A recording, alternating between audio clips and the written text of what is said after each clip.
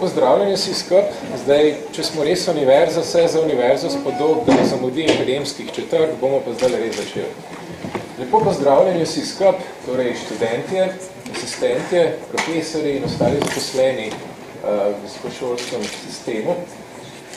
Me veseli, da ste se udeležili tega v tako velikem številu, brez vas namreč zadeva nima smisla. Ne samo, da je namenjena vam, ampak dejansko zahteva tudi vašo aktivno participacijo.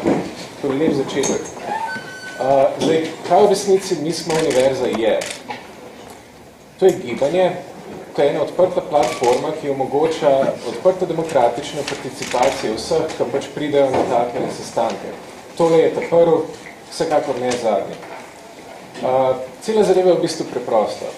V zadnjih časih, dnevih in tednih in mesecih in letih se dogajajo neke spremembe z visokim šolstvom, s katerimi marsikdo od nas ni zadovoljen.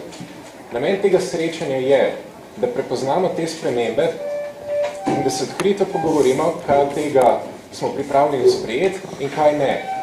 In da zastavimo taktiko, ki je čisto golo in enostavno politična, kako se s tem soočati, s čim se pogajamo, kaj pa v resnici zavrnemo od začetka do konca.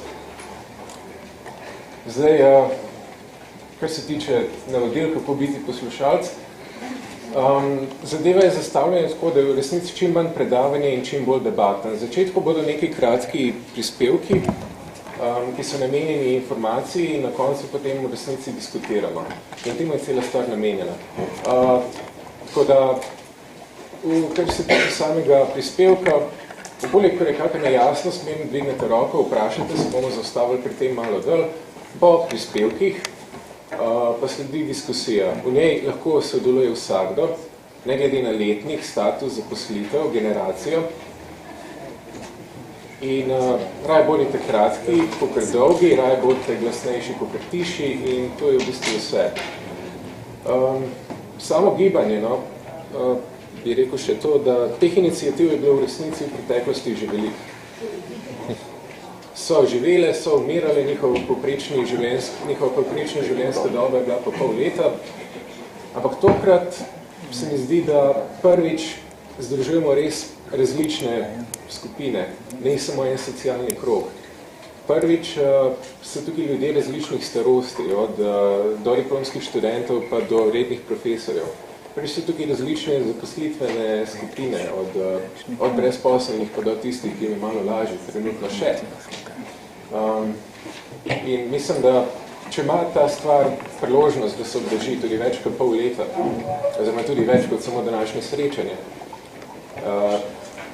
je res stvar v temu, da zastavimo neke cilje in da stopimo skupaj kot akademska skupnost in da jih zahtevamo. To je to. Spored danes imamo dve javni tribuni, vmes bo še kratka predstavitev tega, kaj lahko konkretno študenti delajo. Vmes ni panike, bodo tudi čik pauze. Ta prva javna tribuna se posveča ekonomskemu aspektu tega, kaj pomeni malo delo in temu, kaj pomeni termin prekarizacija. Potem imamo gostjo iz Zagreba, ki nam bo predstavila tamkajšnje plenumsko gibanje in spletni portal. In prav tako predstavljajo domači gostujoči študenti Filozofske fakultete svojo pobudo za avtonomni študentski prostor. Kajti aktivnost roko na srce se začne na tej točki. Moraš imeti prostor, ki lahko delaš. In slednjič, druga javna tribuna ob 18:30 se pa loteva vprašanja zakonskih sprememb, aktov in namenov, kako spremeniti položaj in status univerze na državni ravni. To je to, 4 ure je cela zadeva. Tukaj spodaj je gradivo, mislim, da nekaj tega krož, prav tako kroži tudi papir, na katerem se lahko upišete, ukoliko bi želeli prijemati obvestila, oziroma tudi sodelovati aktivneje na mailing listi, na kateri organiziramo tako zadevo. In to je to. Hvala lepa. Sedaj pa predajam besedo prvim govorcem.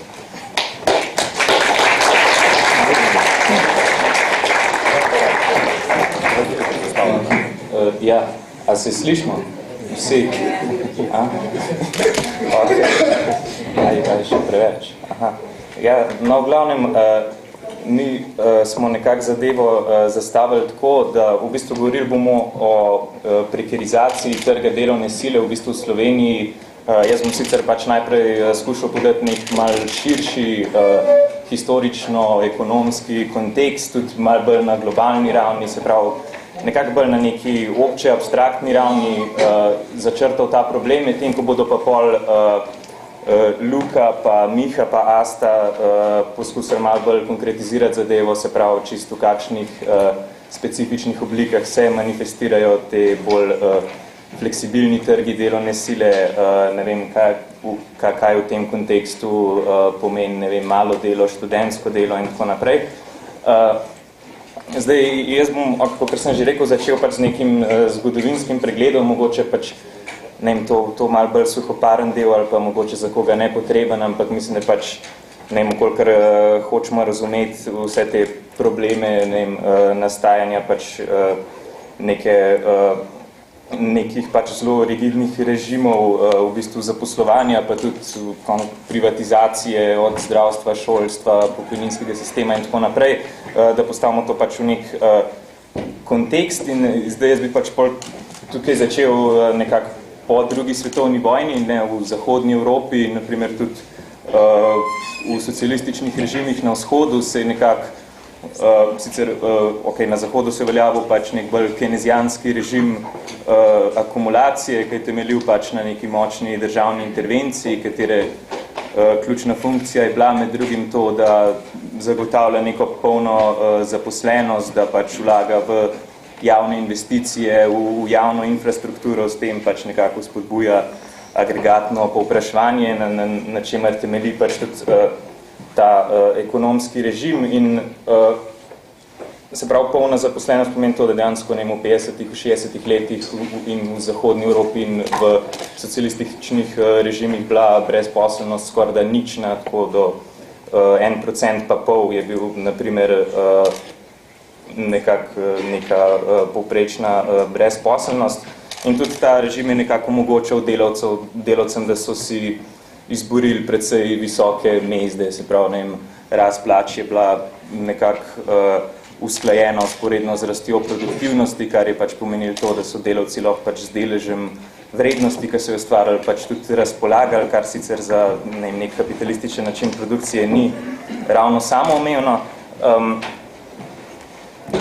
Se pravi, tudi ne vem, trgi delovne sile so bili nekako regulirani, predvsem so temeljili pač na nekih kolektivnih pogajanjih države, sindikatov, delodajalcev, tudi močno pač reguliran finančni sektor, ki je nekako onemogočal razne finančne mahinacije in spekulacije, izžemanja pač delavcev in študentov preko raznih kreditnih mehanizmov.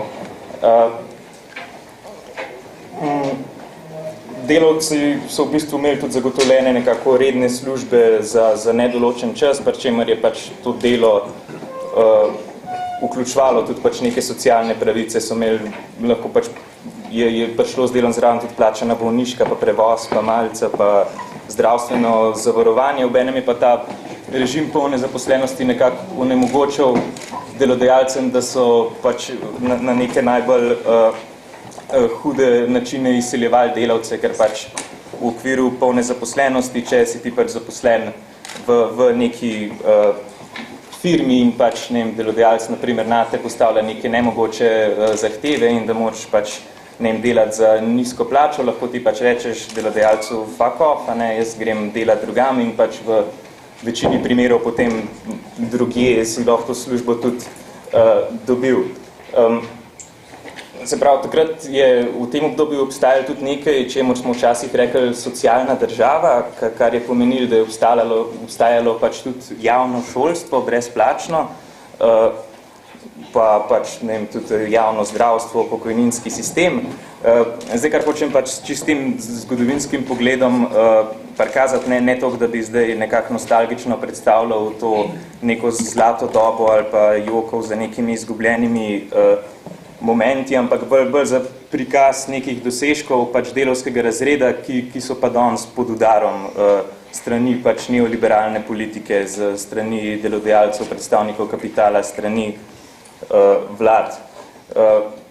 V tistih časih je bilo konec koncev, če ne drugega, je omogočil ta režim, da je imel delovski razred pač močno pogajalsko pozicijo, da je si lahko z razrednim bojem izboril visoke mezde, priboril visok standard in konec koncev tudi študentom, ki so imeli pač zagotovljeno neko javno brezplačno šolstvo, pač paradoksalno omogočil tudi to, da so se temu režimu nekako uprli. Se pravi, ukolikor so imeli pač zelo nek relativno visok življenjski standard zagotovljen, so lahko pol tudi, ne vem, leta 68 eksperimentirali, pa naj bo to, ne vem, eksperimentiranje z maoizmom ali pa s komunami ali pa tudi, ne vem, z nekimi z neko hipi kontrakulturo ali pa z norimi gobicami ali pa karkoli.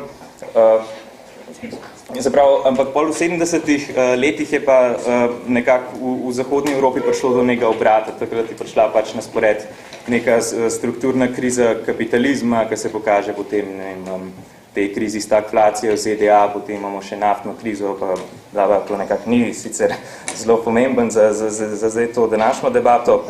Tudi delovski razred je postal precej močen, te zahteve po višjih mezdah so nekako pritisnile tudi v bistvu na profite, zaradi česar so pač predstavniki kapitala, neoliberalne vlade pol v 80-ih odgovorile z neko, z nečem, kar bi lahko imenovalo v bistvu neoliberalna kontrarevolucija in ta nek val neoliberalne paradigme se je širil pač tudi na vzhodne režime po propadu socializma v obdobju tranzicije in pač ta neoliberalna paradigma je na sporedu tudi danes konec koncev v Sloveniji. Ampak kaj to točno pomeni? V bistvu pomeni neko nasilno razbitje delovskega gibanja, pomeni razbitje sindikatov, tudi ali pa saj oslabitev njihove moči, se pravi, niso več tretirani kot nek legitimen v bistvu so odločevalec pri tem, ne vem, kakšne plače bojo dobili delavci, ampak so videni kot nek pač kartel, ki krši načela prostega trga ali whatever. V bistvu pač je ta neoliberalni obrat pomenil tudi pač nižanje mest in tudi pač preokupacija države ni bila več v zagotavljanju polne zaposlenosti, ampak ne vem, v neki ohranjanju stabilnosti cen in inflacije. Za inflacijo so seveda pač po mnenju neoliberalcev zmeri krive visoke mezde, zaradi česar jih je treba pač skrčati, za javni dolg so tudi pač zmeraj po njih krive neki javni transferi, zaradi česar jih je treba skrčati. In v tem času pač pride do neke res precej enormne redistribucije bogatstva, predvsem od pač od delovskih razredov k kapitalističnim razredom. In se prav tukaj gre dejansko za nek zelo brutalen napad kapitala na neke dosežke, ki si jih je delovsko gibanje v 20. stoletju priborile. In te v bistvu spremembe so povzročile tudi neke spremembe na trgu delovne sile, se pravi o tem v bistvu, kar je nekako naša ključna preokupacija tukaj, ko govorimo pač o prekernih zaposlitvah, o takih bolj negotovih, nestalnih oblikah zaposlitve, ki postajajo vse bolj prevladujoče nekako na trgih delovne sile. Takrat se pač tudi zgodi ta obrat, z dezintegracijo moči sindikatov, pride pač tudi do v bistvu tudi od kolektivnih pogodb se bolj zaposlitve nekako prenesijo na individualne delovne pogodbe, s čimer se pač delovna sila tudi atomizira in segmentira, zbija se solidarnost delavcev in poveča se tudi število brezposelnih, ki igrajo pač pol to vlogo tega, kar je v bistvu Marx poimenoval neka rezervna armada delovne sile. In te najbolj v bistvu radikalne spremembe na trgu delovne sile, tako so se odvijale v bistvu v Zahodni Evropi in tudi, ki se odvijajo v bistvu danes v Sloveniji, se pač nekako odvijajo po to parolo, poimenovano z nekim misterioznim terminom fleksibilizacija ali pa, ne vem, zagotavljanje prožnosti delovne sile. delodajalci pač ne pravijo, da ta fleksibilizacija trgov povečuje neke konkurenčne prednosti podjetja, da povečuje mobilnost kapitala, celo da odpravlja brezposelnost in povečuje kupno moč, ampak treba se pač zavedati, da za delavca nekako v bistvu fleksibilizacija ne pomeni nič drugega, pač dela neko pač mizerno, prekerno delo v bistvu v negotovih, nestalnih pogojih, da ne more dobiti pač stalne zaposlitve, da dela prek, ne vem, honorarjev, pogodb in tako naprej, mislim, nekih za določen čas in da iz tega dela pač ne izhajajo nobene kakšne socialne pravice, obenem je pa podvržen pač nekim kapricam delodajalca, ki ga lahko pač kadarkoli vrže na cesto. In se pravi, za delavca nekako na tem fleksibilnem trgu ni nič fleksibilnega, ampak je to eden izmed pač bolj ali manj najbolj rigidnih režimov zanj. In pač ironija je tudi v tem, ne, da tudi vsi te zakoni o malem delu ali pa v bistvu vse te propagiranje oblik zaposlitve, kot so tudi, ne vem, SP in delo za določen čas in tako to, kar sem že zelo omenil, v bistvu se uvajajo pod neko pretvezo, da bo ta fleksibilizacija trga zmanjšala brezposelnost, ampak nobene še v bistvu neke konsistentne, verodostojne statistike ni bilo, ki bi dejansko pokazala, da se bo s temi ukrepi, ne vem, zmanjšala brezposelnost ali pa karkoli. Tako da gre bolj ali manj za neke ideološke argumente in predstavljajo se tudi pač tako kot nekaj nujnega, se pravi, ne vem, delodajalci pa predstavniki kapitala govorijo o tem, da je pač, kolikor se hočemo prilagoditi razmeram konkurenčnosti na mednarodnih trgih, moramo pač fleksibilizirati trg in tako nekako, kada bi poslušal, ne vem, enega stalinista, ki govori, kako se moramo, ne vem, podrejati železnim zakonom zgodovine. Tako, mislim, je zelo bizarno, no, ampak čemu pa dejansko, kakor smo imeli pač temu, ne vem, zmanjševanju brezposelnosti ali pa povečevanju kupne moči, te fleksibilizacija ne služi pa pač predvsem temu, da se delavce ločuje od njihovih priborjenih pravic, se pravi, kolikor delajo pač v takih režimih, iz katerih pač ne morejo koristiti nobenih socialnih pravic, tudi segmentirajo pač delovno silo in uvajajo konkurenčne odnose med delavci, izbijajo njihovo solidarnost, jih disciplinirajo, pa še v bistvu prekerna delovna sila potem tudi igra neko vlogo polzaposlene delovne armade. In tudi, kaj ima to veze, v bistvu tudi študenti in po celi Evropi, naprimer, smo imeli že v 90-ih, naprimer, je bil zelo enormen porast visokega študija, univerzitetnega študija. Sicer to se je dogajalo tudi že v 50-ih, 60-ih, v tistih letih, ki sem jih prej opisoval, ampak pač za to razliko, da je takrat se je to javno šolstvo in ta univerzitetni študij financiral iz državnega budžeta, zdaj pa prenešen na ramena samih v bistvu študentov ali pa njihovih staršev ali pa, ne vem, tako da ta proces je pa v bistvu potekal tudi usporedno z privatizacijo tega šolstva in ravno zato, ker je pač šolstvo postajalo toliko bolj drago, so se toliko bolj širili tudi študentski trgi in zdaj, ne vem, v ZDA, naprimer, že 90% študentov tam nekje pri 19 letih tekom študija pač študira. Dela so.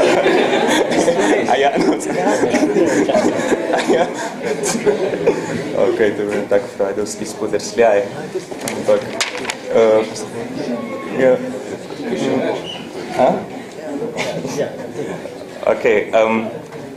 ja, v bistvu tukaj vidimo pač neko povezanost tega samega procesa privatizacije šolstva, pa tudi pač nastajanja teh trgov, ki v bistvu postajajo tudi pač v enih državah so pač čist določeni segmenti trga delovne sile prav rezervirani za študente, kjer pač dobivajo pol kakšne službe, ki se propagirajo pod kakšno nalepko hot jobs, naprimer pač kelnarjenje je to pač full hot. Zdaj, ne vem, v glavnem, pač študenti so pa ravno zaradi tega vrženi v neke režime zelo pač prekernih zaposlitev in ne morejo koristiti nobenih socialnih pravic. Tudi v Sloveniji pač 65% študentov pač ob študiju tudi dela, upravlja pač neko obliko plačane zaposlitve.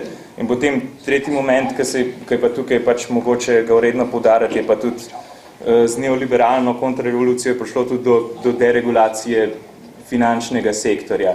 In obenem je to pomenilo tudi, da so se razrasle pač, ne vem, razni mehanizmi nekih konzumpcijskih kreditov, tudi študentskih kreditov, prek katerih potem pač, ker itak nimajo druge izbire, ali grejo delati, ali pa pač najamejo kredit, ali pa oboje verjetno, da lahko študirajo in potem pač so upreženi še v ta režim finančne eksploatacije, ker morajo pač plačevati neke zelo visoke obrestne mere za te kredite.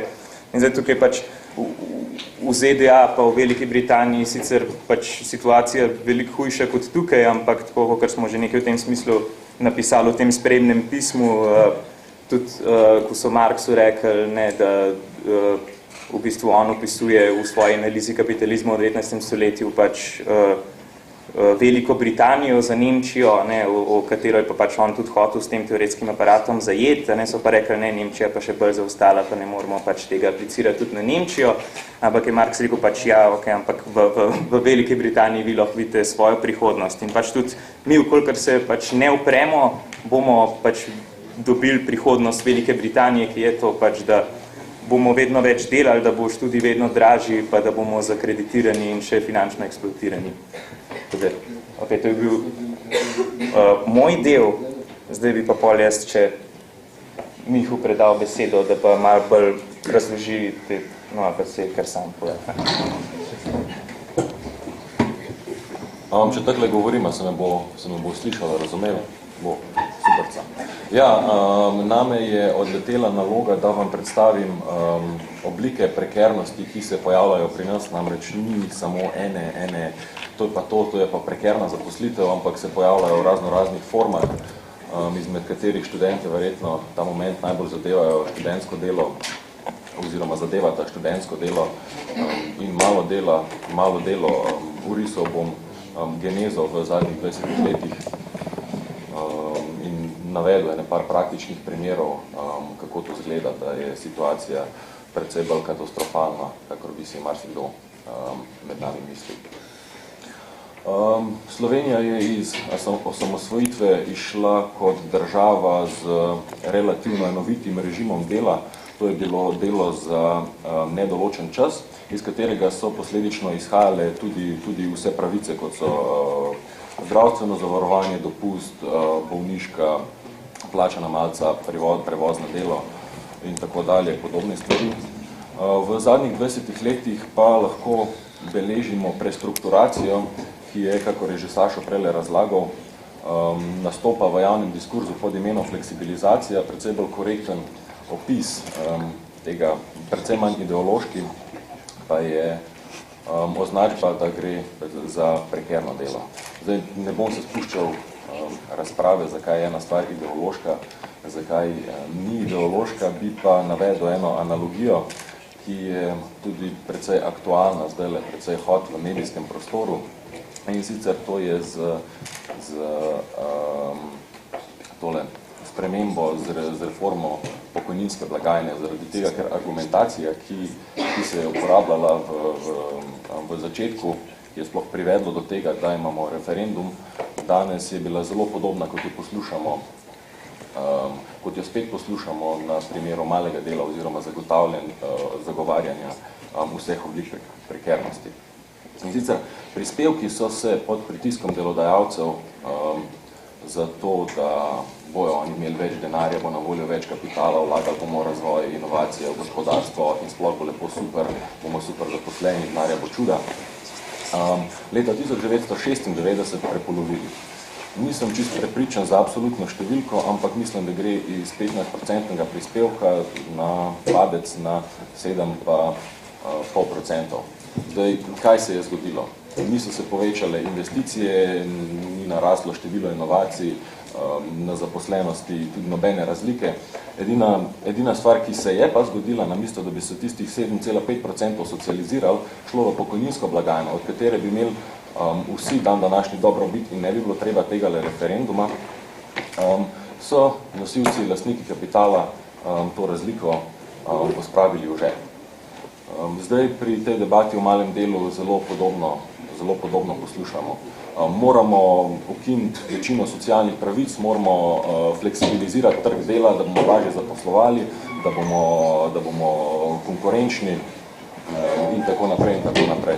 To seveda ni res.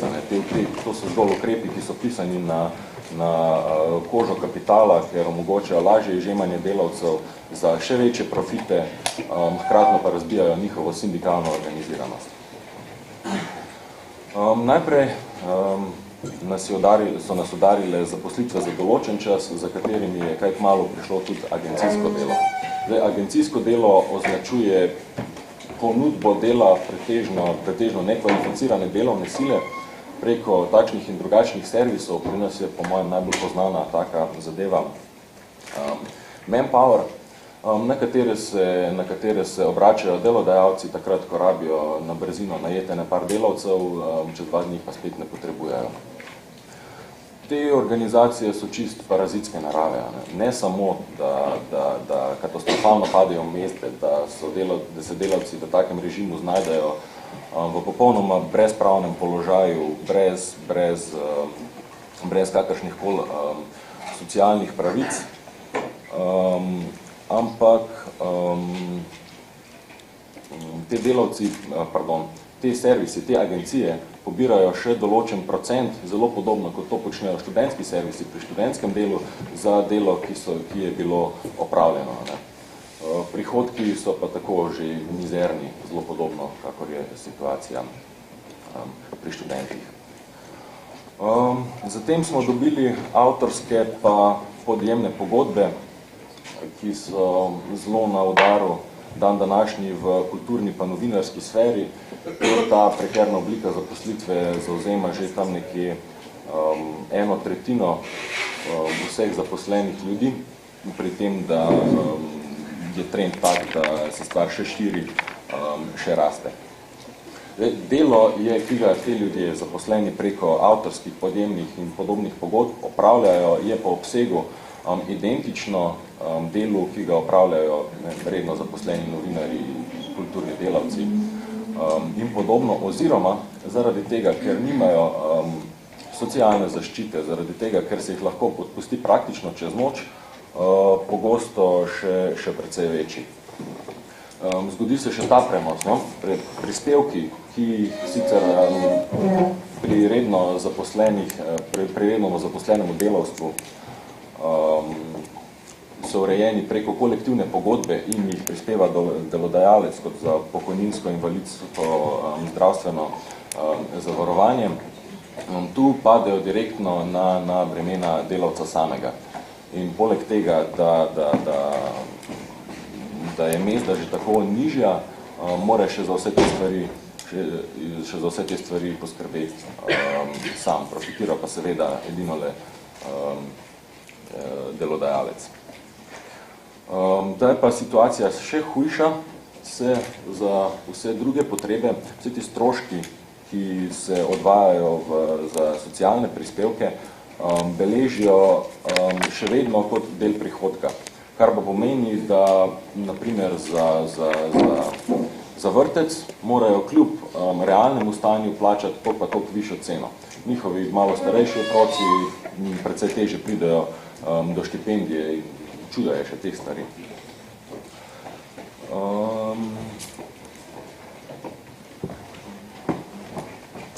Še ena stvar, in sicer kredit, brez katerega si večina Slovencev danes zelo težko predstavlja življenje, je v takem režimu dela praktično misija nemogoče, zaradi tega, ker pač nobena banka ti ne bo dala kredita, če ne boš predstavil nekaj, lejte, jaz imam pa redni dohodek, bom zmožen to odplačati, so precej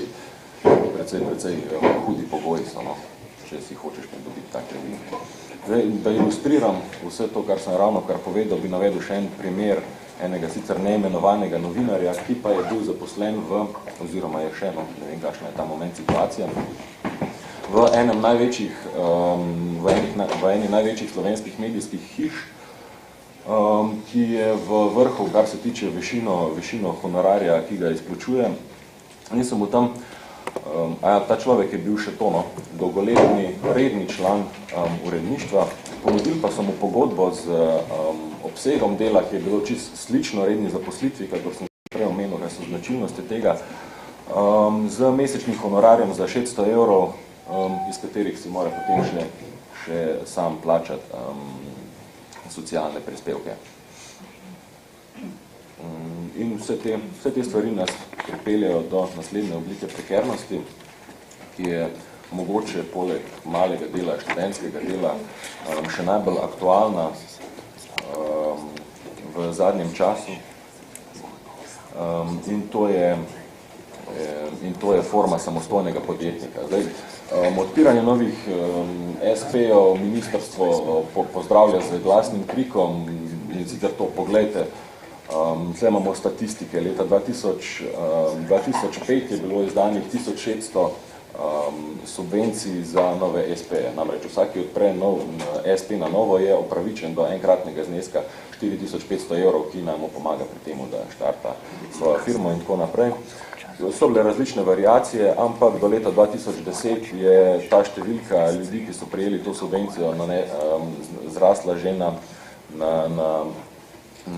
5100, kar je več kakor trikratno povečanje. In potem gre minister okoli, pa se trka po prsih, poglejte, poplava kreativnosti, to bo Slovenijo pripeljalo iz krize, zdaj bo pa res lahko svetilnik Evrope. Nažalost je to precej daleč od resnice. Česar te statistike ne povedo, pa je še zmeram dejstvo, je pa, da je vedno več primerov, ko so delavci postavljeni brutalno pred dejstvo, da ali bodo imeli težave na svojem šihtu oziroma ga bodo kar izgubili, ali pa bodo dali odpoved, odprli SP, pa se prek tega na novo zaposlili. Zdaj, kje nastopi tle problem? Problem je pri temu, da če si ti kot samostojni podjetnik si sam plačuješ prispevke, delodajalci so pa tega razbremenjeni, kar pomeni precej nižji strošek za delodajalca, pa za delavca precej velike težave. Poleg vse pa tukaj kar naenkrat tak delodajalec izgubi potrebo po inovacijah zaradi tega, ker lahko prosto odpušča, pač takrat, ko mu gre malo slabš, razstala je par odpustnic in zadeva gre mimo, pač ne nobenega garanta, da ne boš odletel iz službe, kadarkoli hočeš. Zdaj, tukaj imam sicer še en primer, ampak glede na to, da smo malo na tesnem času, ga bom spustil, pa grem potem kar na zaključek. Zdaj, prekerno delo pravno ni vključeno v sistem delovnih razmerij delovnega prava, ki ureja sicer redne zaposlitve za nedoločen čas in tako iz njega ne izhaja nobena od socialnih pravic, kar sem že omenil. In tukaj se prekerni delavec, bodi si SP, avtorska pogodba, študent, nastopi kot čista storitev in pade pod civilno-pravno pogodbeno razmerje. In zdaj logika, dogmatična, neoliberalna logika, kako je na trgu vse lepo, fino in super, ker smo skupnost iniciativnih, drznih, svobodnih posameznikov, se kar naenkrat to atomizacijo seli še naprej v proizvodno z katastrofalnimi učinki, kakršni sem urisal v zadnjih nekaj minutah. In tle se pokaže vprašanje o tem, kaj je boljše, kaj je slabše od tega malo delo, študentsko delo, SP, kot precej nerelevantno. Mislim, študent, če se delodajalec odloči, da študenta ne bo izplačal za tisto njegovo delo, ki je že tako en boren zaslužek, ni nobenega pravnega vzvoda, ki bi ga v to prisilil. Oziroma, lastnik SP-ja, če hoče preživeti, bo mogel garati kot črna živina za res male pare, pri tem, da niti to ni noben garant, da bo pa konec koncu preživel in ostal nad vodo. Mimo grede, še to bi povedal o oni prejšnji točki, da si kot samostojni podjetnik pravno tretiran kot sam svoj delodajalec. Vse prevečkrat se pa pozablja, da si tudi sam svoj delavec in to delavec popolnoma brez pravica. Ne? In tak človek, če izgubi službo oziroma izgubi delo, če bi se znašel na zavodu za zaposlovanje, ni upravičen do nekakršnega socialnega nadomestila. Tako da mislim, da se pokaže, da je fleksibilizacija nič drugega, kakor visoko leteča ideološka puhlica, za katero se skriva zmanjševanje delavskih pravic v korist kapitala. Ne vem, tukaj imam eno statistiko iz novembra 2010, od katerih je bilo 80%, malo več kot 80% ljudi, ki se je na novo zaposlilo, dela preko teh prekernih razmerij, tako da to je trdno dejstvo. Ne? In na koncu te verige ta moment stoji pa še malo delo, ki ga je potrebno misliti v tem kontekstu. Ne na relaciji študentsko delo, ne na relaciji malo delo, ampak kot prekerno delo, kot fleksibilizacija trga delovne sile, kot padanje zaslužkov, kot manjšanje socialnih pravic. Hvala.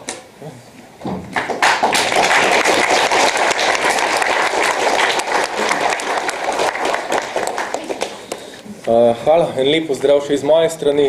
Jaz bom poskusil zdaj na to podlago, ki sta jo ustvarila kolega, se pravi na neko podlago prehoda iz keynezijanskega ekonomskega modela v neoliberalni in pa usporedno prekarizacijo delovne sile, opet aktualno debato o študentskem in malem delu.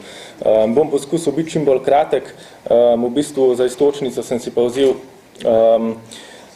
danes velikokrat medijsko omenjeno dejstvo, da naj bi bilo študentsko delo neka anomalija na trgu dela.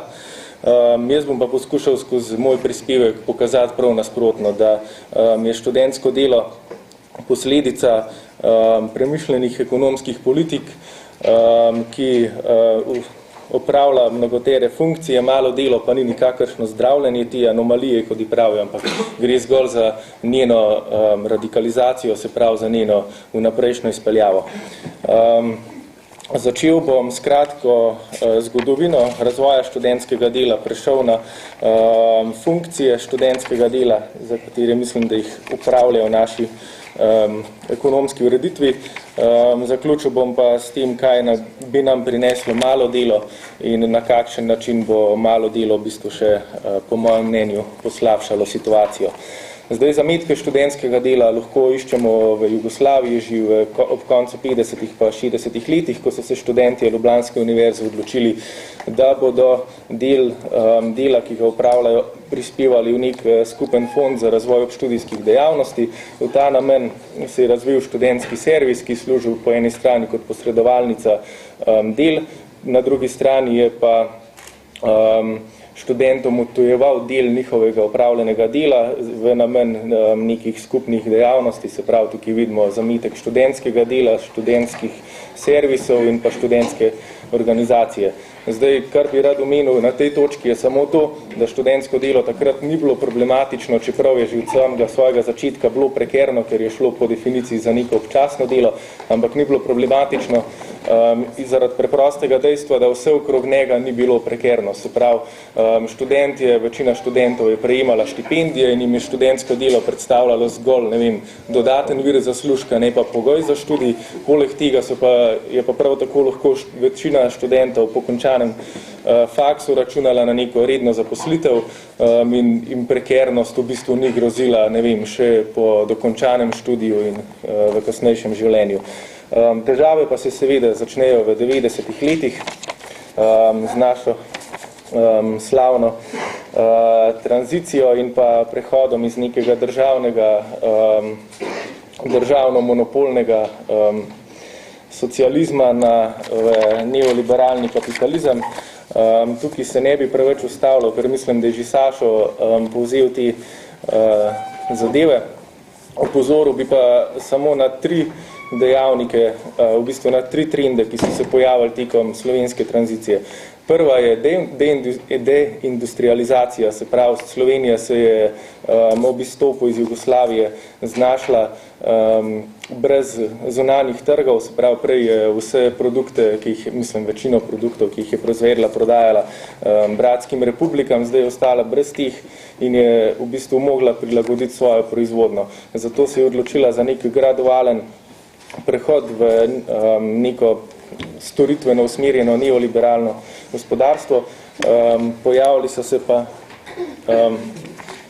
tri relevantni trendi za našo tematiko. Prva je že omenjena deindustrializacija, druga je drobitev proizvodne, se pravi drobitev večjih podjetij in pa outsourcing, in pa tretja je pa storitev ali širitev storitvenega sektorja.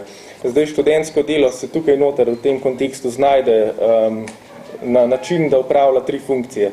Prva funkcija je ta, da je študentsko delo bilo nekak izhod iz strukturne brezposelnosti, se pravi, zaradi deindustrializacije se je v Sloveniji bistveno zmanjšalo število delovnih mest, da pa ne bi mladina po končanem srednjem šolanju ostala brezposelna, se je razvil nek sistem masovnega študija, se pravi, to delovno silo, ki je prej vstopala na trg, se je zdaj potiskalo v neko sfero študija in tam noter se je pa tako v bistvu umetno zadržuje na ta način, da ta delovna sila ni brezposelna, hkrati se ji pa omogoči delati neka občasna dela, ki omogočajo, da živi vsaj iz dneva v dan in se na ta način v bistvu skrije brezposelnost, pa na ta način se mladi generaciji v bistvu omogoči vsaj kakor toliko dostojno preživetje, da ne obvisijo že pri 18 letih na zavodu, ampak na univerzi.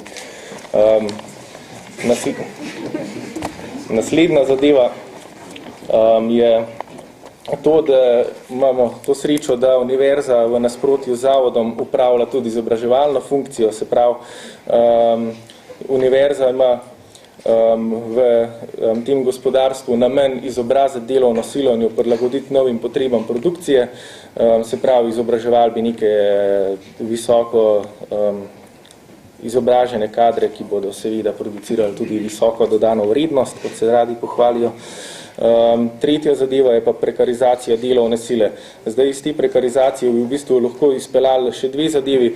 Prva je to, da študentski delavci zbijajo ceno tako imenovanim konkurenčnim delovnim silam, se pravi redno zaposlenim delavcem. Tukaj bi mogoče, ne vem, če poznate kakšnega podjetnika, ki ima zaposlene študentske delavce, vam bo z veseljem povedal, da bi on seveda zaposlil redno zaposlen, bi zaposlil delavca za redno, ampak je žal država neobzirna in je ta delavec preveč zaščiten, težko ga je odpustiti, poleg tega se ti pa še zmišljuje in gre na porodniško in se mu seveda bolj splača zaposliti nekega delavca, ki ga lahko, ne vem, čez 2 dni odpusti, ki nima socialnih pravic in za katerega ni treba plačevati prispevkov, ampak s tem v bistvu zbija ceno tudi ostalim delavcem, ki so prisotni na trgu. In pa še ena zadeva je pa to, da študentsko delo v bistvu upravlja neko funkcijo socializacije v prekernost. Zdaj, vi ste študentje in veste, da danes je študentsko življenje je sprejeto kot dobro življenje, se pravi, študentje so neki baroni, ki, ne vem, se imajo fajn, ki nimajo nobenih resnih obveznosti v življenju. V bistvu se pa spregleda to, da je študentsko življenje v bistvu prekerno življenje, ampak je pa družbeno sprejemljivo. Se pravi, za študenta je družbeno sprejemljivo, da živi iz dneva v dan, da, ne vem, nima svojega stanovanja, da si ne kupi svojega avta, da ne najame kredita, da si ne ustvarja nekih ciljev, ampak moj edin cilj, ne vem, pač iz dneva v dan, iz roku usta preživeti, ne vem, to študijsko obdobje, pa diplomirati in pol, ne vem, na tej točki, ko ima diploma v roki, se bo pa začel graditi neke dolgoročne cilje v življenju. Ampak v bistvu nevarno je to, da se prekernost v tem smislu, da je študentsko življenje prekerno, se ne samo normalizira, ampak se celo idealizira. Se pravi, ne vem, študentska delovna sila si, ne vem, večkrat tako prikrito ali pa ne vem, kdaj tudi odkrito celo zaželi, da se ne bi nikoli zaposlila, ker se imajo fajn kot študentski delavci. To je to. Zdaj pa v bistvu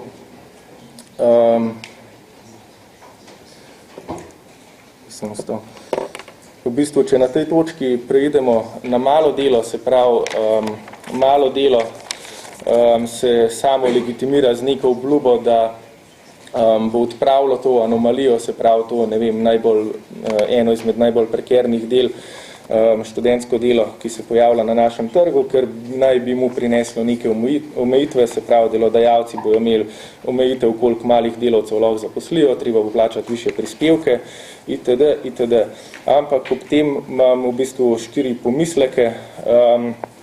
Prva se nanaša čist na omejitev zaposlitev, pa hkratno povečanje baze povpraševalcev. Zdaj, kot veste, študentsko delo lahko upravljajo samo študentje, ki jih je v Sloveniji nekje 150 tisoč, zanje obstaja tudi nekje 150 tisoč delovnih mest. Ne vem, če so statistike točne, ampak ne vem, pobral sem jih iz dnevnega časopisja. Ampak vidimo pa v tem trend. Malo delo bo pa v bistvu postavilo omejitev, koliko delavcev lahko posamezen delodajalec zaposli. Govori se zdaj, neke projekcije so ustvarjene, da bo po tem novem predlogu zakona malo delo ponujalo 115 tisoč delovnih mest, ampak populacija, ki lahko upravlja, se bo pa razširila z brezposelnimi pa upokojenci na 600-700 tisoč delavcev. In če zdaj 150 tisoč delavcev pritiska na 150 tisoč delovnih mest, bo takrat 600 tisoč delavcev pritiskalo na 115 tisoč delovnih mest. Pa si pa lahko predstavljate, pod kakšnim pritiskom bodo zaposleni, ker bo za njim, ne vem, za vsakim zaposlenim bojo stali še 4 v vrsti za isto zaposlitev. Iz tega lahko predvidimo samo to, da bojo urne postavke padle na minimum in da bo pritisk delodajalcev na male delavce neznosen. Naslednja zadeva, ki se mi zdi nevarna, je uničenje študijskega staža kot tega socialnega moratorija, ki sem ga prej opisal. Se pravi, zdaj nekako pride prekerno življenje, pa študentskim delom pridete v paketu. Moraš biti upisan na univerzo, se pravi, predpisano ti je, da študiraš, da lahko delaš. Malo delo pa v bistvu ta komplet razdvoji, pa lahko delaš na napotnico, brez da bi študiral. In zato se ljudje pač ne bojo več upisovali na fakultete, ker je to kontraproduktivno, ker pač napotnico lahko dobi brez, da bi študiral. Zdaj, kar mene skrbi to, da se bo posledično število študirajočih zmanjšalo, število brezposelnih pa vzajemno povečalo. Se pravi, v tem bi lahko prebrali nek mehanizem za soočanje s preizobraženo družbo, kot je danes pravijo. Potlej naslednja zadeva je ta, da malo delo obljublja, da naj bi omejilo prekernost. Se pravi, malo delo naj bi prineslo omejitve, ampak kot sem prej hotel ilustrirati na tem jugoslovanskem primeru, ni dosti, da so omejitve prekernosti notranje, ampak morajo biti tudi zunanje. Se pravi, če imaš danes malo delo, ki naj bi imelo neke omejitve zraven, pa ne vem, avtorske pogodbe, pa podjemne pogodbe, pa delo prek SP-jev, pa vse ostala jajca, bo pač delodajalec, ko bo izpolnil kvoto malih delavcev, bo pač posegel po konkurenčnih delovnih silah. Ne, bo pa zaposlil nekoga prek avtorske, pa nekoga, ki mu podelal prek SP-ja in ne vem, na ta način se čist nič ne zameji prekernost. Ne vem, primer imamo danes tudi že prej omenjen velik nacionalen medij, ki zaposluje večino svojih novinarjev prek avtorskih pogodb, pa gre za firmo v državni lasti. Zdaj pa naslednja zadeva, ki je pa v bistvu bolj špekulativne narave, je pa to, da v Sloveniji lahko sledimo skozi 90, kako se je vzajemno manjšalo število štipendij in pa na drugi strani povečevala količina študentskega dela. Se pravi, študentsko delo je služilo kot nek legitimator tega, da se študentom odvzema štipendije. Kaj jim bodo štipendije, če pa lahko fantje in dekleta delajo? Zdaj malo delo pa v bistvu uvaja podoben mehanizem za brezposelne in pa za upokojence. Se pravi, tukaj me pa resno skrbi, da se ne bo začelo, ne vem, socialnih nadomestil pa penzij spodbijati z istim ugovorom. Zakaj ne delajo prek malega dela? Saj ne rabijo penzij, ker jim je pač, ne vem, omogočeno neko delo. Tako da to bi bilo to, no iz moje strani pa bi zdaj predal besedo Asti.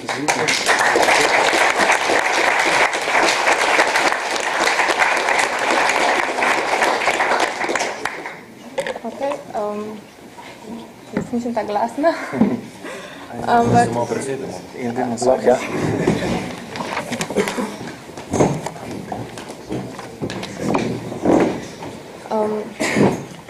Moj prispevek bo predvsem o tem, da glede na vse simultane spremembe, ki se uvajajo v Sloveniji, se mi zdi, da moramo tudi status študenta misliti širše. Gre se namreč za to, da se uvajajo spremembe od bolonjske reforme do zakona o malem delu, pravkar sprejetega zakona o štipendiranju in pokojninske reforme. In na tej točki se moramo vprašati, kaj se te reforme pomenijo za mlade. Zdi se namreč, da ko bomo mi nastopili čas, da bi uživali pokojnino, bo ta beseda že zastarela in sam nek bled spomin na obdobje, ki je minilo. Tudi enaka spolov, zlasti s tem mislim na vstop na trg dela mladim diplomantkam, je zgolj neka zakonska iluzija, vsaj dokler se na intervjujih oziroma razgovorih za delo pojavljajo vprašanja o materinstvu in načrtovanju družine. Ob vsem, kar smo slišali od mojih kolegov, lahko vidimo, da prekarne oblike dela enostavno onemogočajo vstop v samostojno življenje in to naše življenje ne bo nikakor na standardu tega, na standardu ljudi, ki te spremembe uvajajo. Se pravi, za nas uvaja spremembe ena starejša generacija, nam pa nam pušča veliko praznino. Letos, na primer, se je spremenilo financiranje doktorskega študija. A pri doktorskem študiju ni zgolj izključna sprememba to, da se je spremenilo financiranje, ampak je prvi problem to, da to sploh ni reden študij. In to, da ni reden študij, pomeni, da nima enakovrednega sofinanciranja in da tudi delovne obveznosti profesorjev se razumejo kot neka dodatna popoldanska dejavnost. Študente nas skrbi tudi prekratka študijska doba, saj doktorski študij se v tem času skrajšal na 3 leta. In ta shema vključuje povezovanje z gospodarstvom in ukvarjanje z aktualnimi družbenimi izzivi, hkrati pa ignorira vse raziskovanje in ukvarjanje s temeljnih znanj. Ampak tu, čeprav smo na filozofski fakulteti, nimamo v mislih samo humanistike, ampak tudi vse ostale družboslovne in naravoslovne sprememb in smeri, ki se ukvarjajo s teorijo. Problem je, da se ta odnos vidi v odnos države, ki ga ima do mladih. Saj pri vseh teh reformah smo mladi postavljeni v funkcijo drugorazrednega sogovornika, kadar se nas vpraša za mnenje, se to mnenje ne upošteva. In to se je odlično videlo pri zakonu o štipendiranju, ki je bil sprejet 11. marca, saj so vse glavne pripombe, ki jih je dala na to študentska organizacija in dijaška organizacija, bi bile spregledane. Namreč, pri zakonu o štipendiranju je ta zakon sedaj namenjen za prvi in drugi stopnji, ne pa več tretji stopnji, se pravi doktorskemu študiju, ker to bo urejala inovativna shema.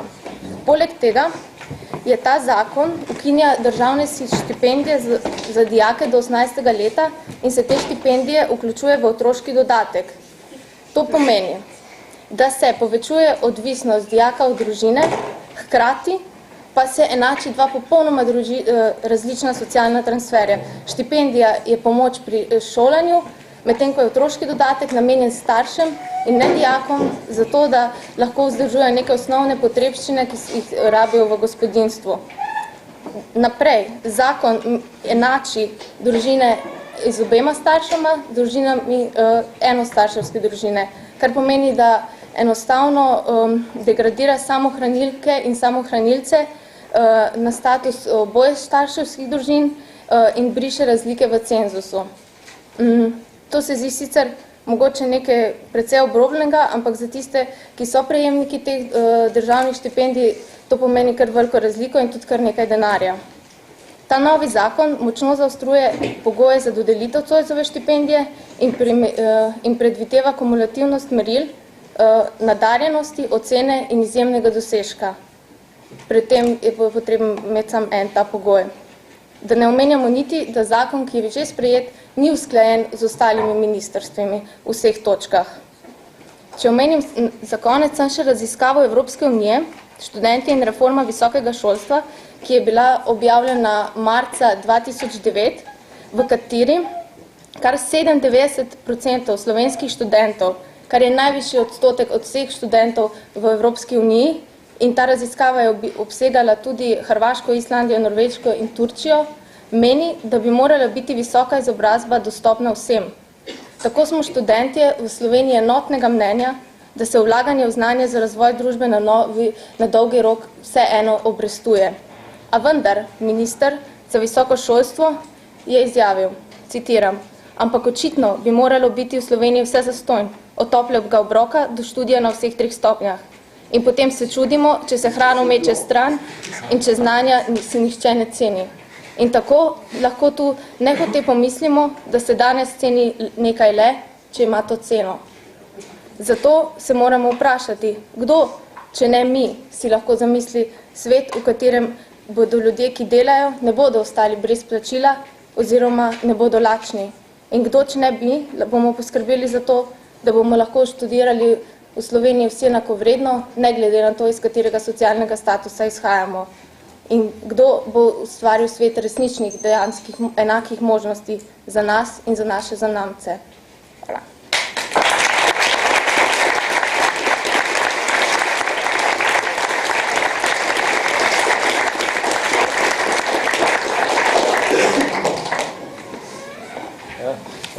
Jaz se vam v bistvu v imenu nas vseh ne opravičujem, da smo tole zadevo, ki ne bi bila debata, preveč razvlekli v predavanje.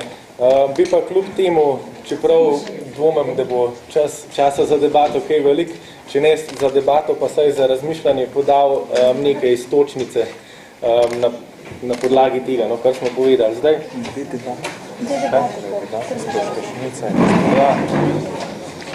zdaj, kot je Dragan že na začetku povedal, takih iniciativ se je pojavilo že kar nekaj, ampak nobena si v bistvu ni uspela zagotoviti neke kontinuitete, nobena si ni uspela zagotoviti nekega, ne vem, točno določenega polja boja, iz katerega bi lahko štartali. Jaz bi v bistvu zadevo mogoče začel nekako širše, se pravi, lahko da je eden izmed namenov, mi smo univerza, bi bilo lahko preseganje prekernosti. Zdaj, kot smo videli, malo delo v bistvu zadevo še poslabšuje, ne rešuje in kar se lahko naučimo, ne vem, iz te zgodbe v študentskem in malem delu je, da rabimo, ne vem, bolj celovite in bolj sistematične reforme. Jaz bi mogoče samo v razmišljanje podal 5 točk, o katerih se lahko kasneje tudi pomenimo. Vprašanje, da nam sam mi govorim. Se upravičujem, tole prekinjam, glede malega dela, Ja.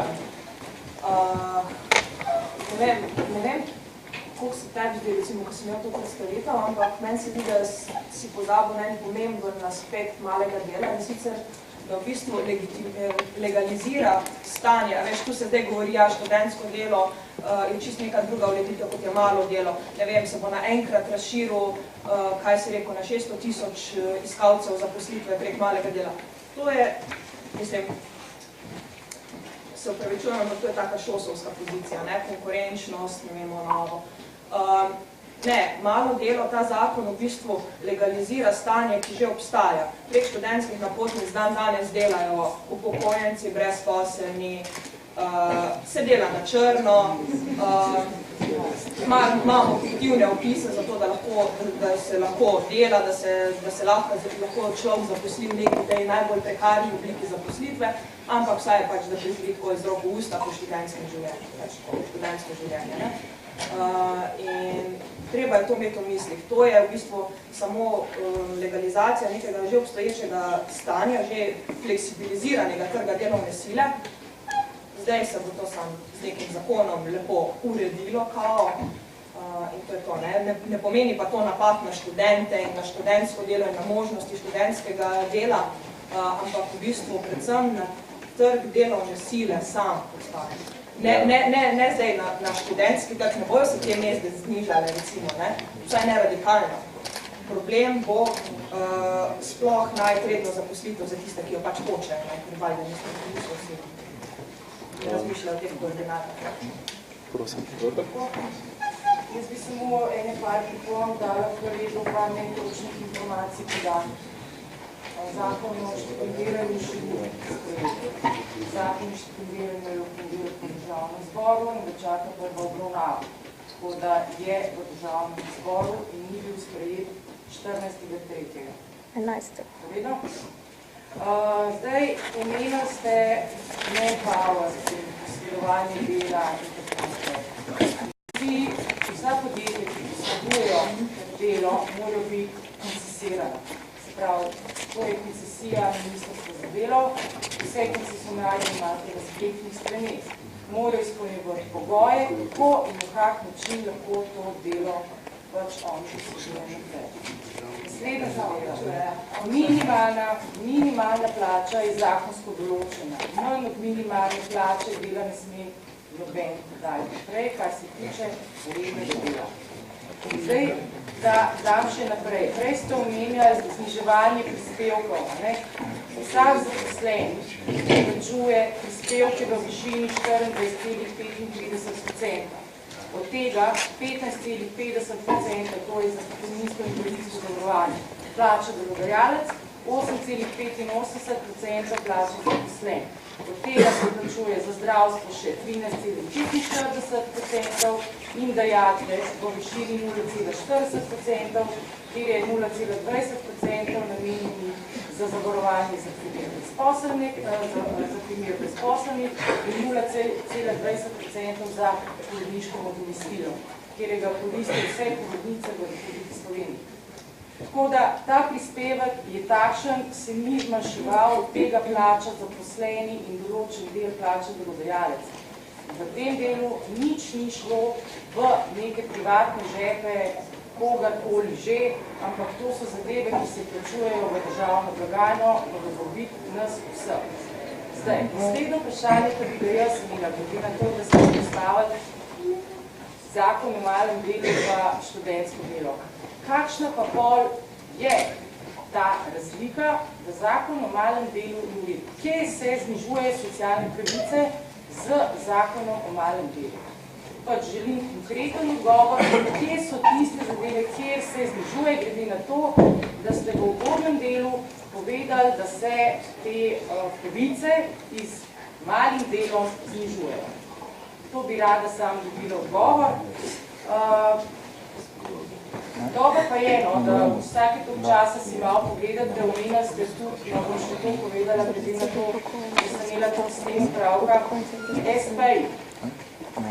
SPI imamo zakon o gospodarskih družbah, na podlagi katerega se SPI lahko ustanovi. Delodajalec ne zaposluje SPI-ov. Se pravi, isto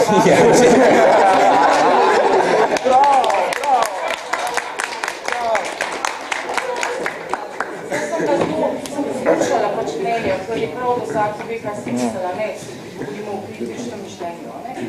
Ja, samo lahko bi dali kakšnemu študentu besedo, še ko bi dejansko kaj kritičnega povedal. Ja. Pa je, okej, pa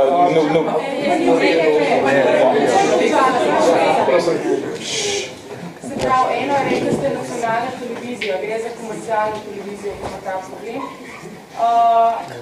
Oni držijo storitve, PSP dajo storitve in SP se pač spričujejo plačo, kakšno si SP spričuje. Je pa dejansko tudi tako, da vs dohodek SP-ja je bruto dohodek in to ni plača. Se, ja lahko na hitro razgovorim, da ti zadeva. Aha, okej. Seveda. Mislim, verjetno bi bilo boljše, že tako ste imeli za to veliko. Bi še rada imela malo delo, po študentsko delo, kje je vkinjeno? Ne, sej bom v dveh stavkih odgovoril. Glede malega dela, jaz pravim, da se na napačen način sooča z oblikami prekernosti, v katerih lahko govorim.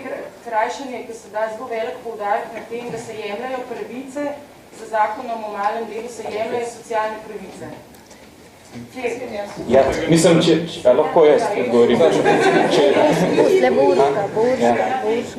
Če primerjamo pač, ne vem, malo delo z študentskim delom, pol dejansko ni napredka in to je bil tudi pač, kakor sem jaz razumel, pač njegov point, da malo delo in študentsko delo sta obe dve prekerni obliki zaposlitve, proti katerim se je postavil. Če pa mi pač, ne vem, postavimo malo delo proti redni zaposlitvi, iz katere izhajajo vse pravice, je pa to jasna degradacija.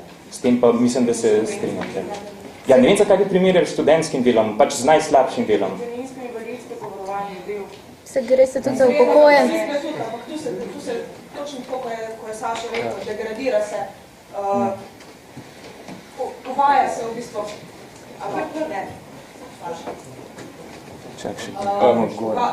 uvaja se, oziroma razširja se ta oblika študentskega dela kot nekega marginalnega, začasnega, seveda ideološko začasne oblike dela, se uvaja na trg delovne sile, kar pomeni, da po tem zakonu da lahko praktično delajo vsi in s tem se degradira pravice iz redne zaposlitve.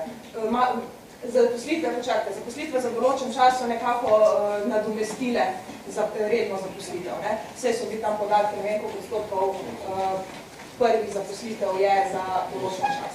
In to se potem kar ponavlja, pa te premestijo na drugo delovno mesto in tako naprej. Mislim, zakoni so eno realnost, ko sem mislila. Malo delo bo pač nadomestilo zaposlitve še za določen čas. Ok, hvala. Sorry, malo bom skakal besedo, ne, ampak res se nam že malo dobi. Je bil namen komentarje še tukaj? Mogoče replika, sem zelo hitro. Sam 3 stvari, čisto na kratko, če bi povedal, glede agencij. Jaz sicer imam malo subjektivno pozicijo, kot sem sindikat, ampak sem tudi čim bolj objektivno. In sicer, recimo, leta 1998 so odpršla agencija za Slovenijo. Takrat naprej v vašem registru število agencij naraslo za 100%. Prvi je bilo 90, zdaj je 197. Ena izmed agencije v prostorih vašega ministrstva, GP Salovski. Ta agencija je znana po tem, da zelo krši delovno zakonodajo. In samo to en primer vam dam. Agencije so zelo znane po tem, da inšpektori so popolnoma nemočni pri tem, da jih sploh ulovijo. Zakaj so nemočni? Zaradi tega, ker se izmika zakonodaje, ker se izmišljujejo fiktivne pogodbe v storitvah. In če si preberete katerekoli poročilo inšpektorata za delo, inšpektori, ki jih je vsako leto isto, vsako leto več kršitev ugotovijo iz področja teh istih agencij. Medtem ko pa potem ministrstvo za delo se pa zgano po 10 letih, da je naredilo potem določene premike, prepozno. To je to recimo prek agencijskega dela, mogoče en tak premislek. Kako? Mi. Glejte, sindikati na to, pa ne samo sindikati, cela javnost so se na to pozarali 10 let.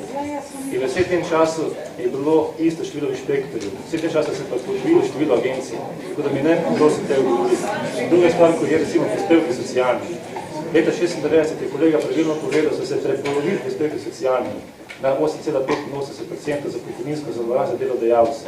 Razlika, ki je tukaj razgubljena bila za pokojninsko zavarovanje, je 8 milijard evrov. Če se preberete letno poročilo zadnjega Zavoda za pokojninsko zavarovanje, pišejo oni noter, da je nastala luknja v blagajni zaradi tega in da mora država potem, in da mora država potem to luknjo nadomeščati vsako leto več. Kje so nova delovna mesta? To si vem, kje so. In mogoče se moramo na konc, ko ste govorili recimo o SP-ju, pa da recimo RTV ni takšna situacija. RTV ima civilno pravno pogodbena razmerja, ki niso čist nič. Kako definirate ta razmerja? Tam so novinarji, ki delajo 8 let delovno razmerje, vsak dan po 8-12 ur in v bistvu jih ne tretirajo kot delavce, nimajo pravic. Na RTV, na javnem zavodu. Ko ne govorimo o komercialnih ustanovah, recimo na raznih komercialnih institucijah, medijskih, ko ravno zdaj spreminjajo delavce v SP. Ravno zdaj to delajo. In zato v bistvu govorimo o tej prekarizaciji. Zato zdaj tukaj ta debata. No, potem pa je konc debata.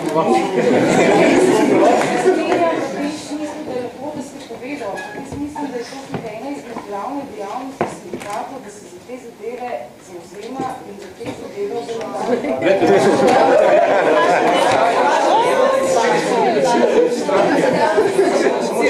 Ok, kaj lahko ne reče,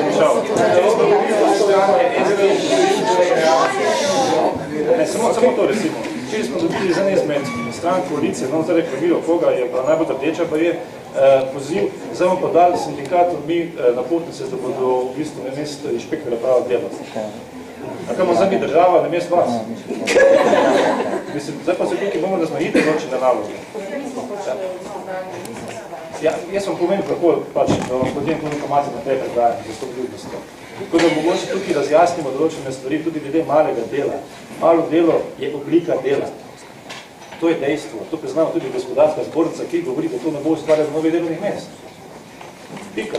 In če je oblika dela, bomo to primerjati z delovnimi razmeri, ki so zdaj in pravicami, ki se na nje režejo. In če to primerjamo s temi pravicami, jih ukinja, ne da izmanjšuje. Ni potrebnih, ni odpovednih rokov, ni bolniških, ni porodniških. In iz tega razmerja moramo gledati. Vi pa vedno znamo vračate vlak nazaj na študentsko delo. To je ta stvar. Tukaj so pač ustavali, da bomo potem ne ljudi. Jaz samo nekaj.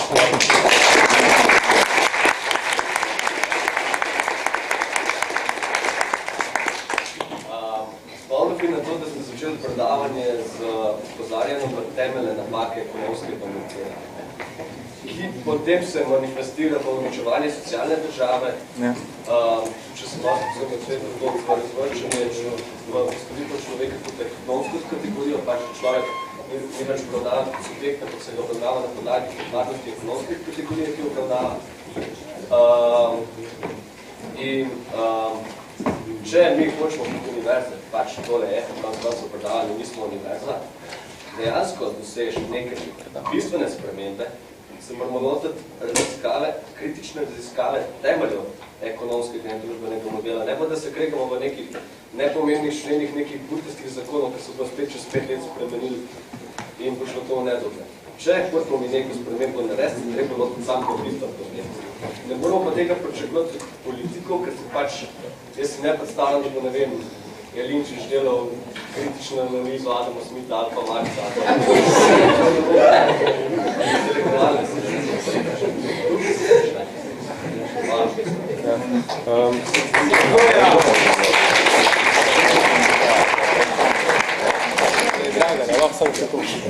Ja, sej v bistvu jaz se ful strinjam s kolegom, no, sem tudi to hotel nekako, da bi s tem sklenili predavanje, pa na tej točki odprli debato in sicer bom zdaj to samo, ne vem, podal razmišljanje, na kakšen način bi se pa lahko soočili, ne vem, z problemi prekernosti in pa z nekimi spremembami ekonomskega modela.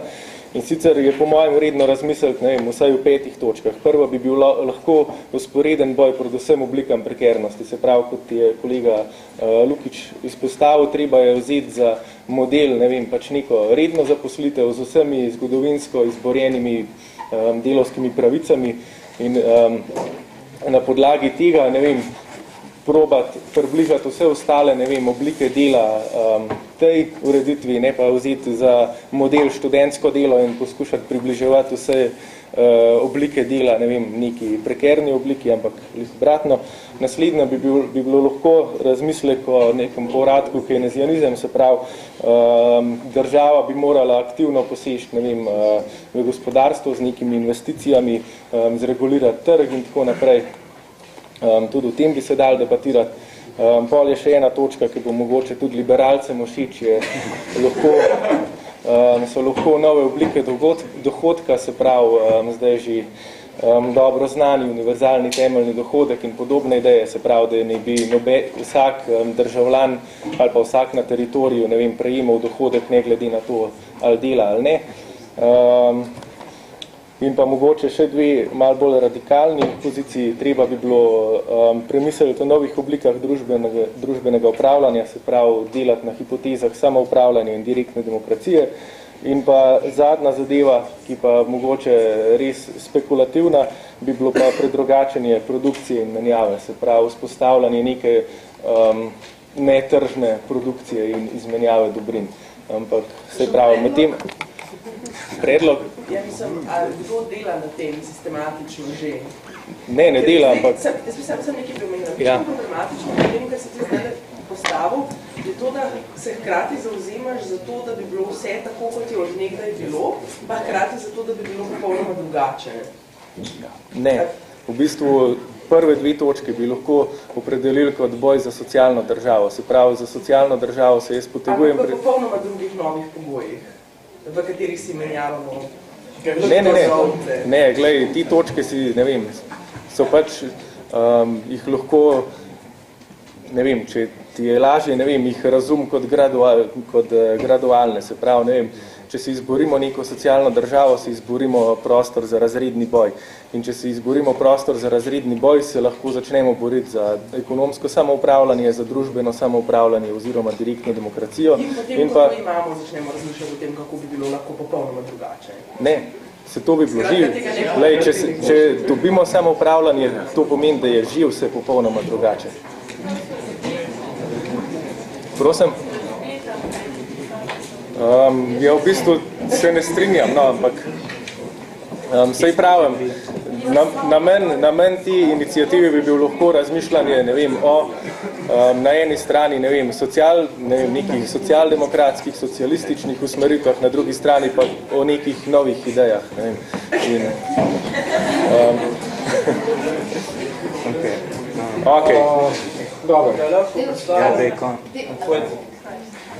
Kati? Ne, okej. Zdaj ura je že 6, ne, ker mi da zamujemo že 21 minut. Predlagam eno kratko pauzo, potem pa gremo naprej s programom. Zdaj...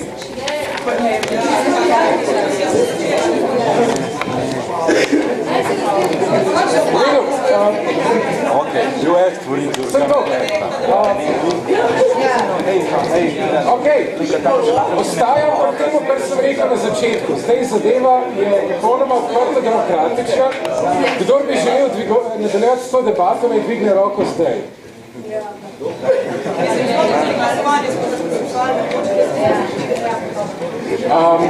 Sicer pa predlagam takole. Naslednja stvar so predstavitve študentskih organizacij, način organiziranja. Ne? Znotraj tega mislim, da pač bomo imeli krajše predavanja in potem malo več debate glede tega, kako se organizirati in lahko tukaj vključimo konec koncev glede česa. Ne? Zdaj, očitno gre za eno temo, ki se zdi pač pomembna, ne? Torej bomo o njej še naprej govorili. Kot rečeno, tole še leta prvo srečanje. Ne? Tako da, dobro, en odmor zdaj. Hvala lepa.